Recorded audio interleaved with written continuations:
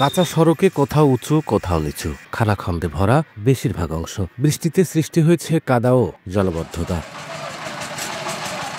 নির্মাণের পর দীর্ঘ ২ দশকেও পাকা করা হয়নি ঝিনাইদহের মহেশপুর উপজেলার হানিপুর গ্রামের সড়ক। ৩ কিলোমিটার দীর্ঘ এই সড়কের বর্তমানে বেহাল দশা। নাজুক অবস্থার কারণে চরম ভোগান্তিতে স্থানীয়রা। এলাকাবাসী বলছেন, বারবার বিভিন্ন মহলে সড়কটি পাকাকরণের দাবি জানানো হলেও কেউ ব্যবস্থা নেয়নি। ২০১২ সালে এটা হেরিংবন হয়েছে, কিন্তু তারপর থেকে রাস্তার কোনো তদবির নেই।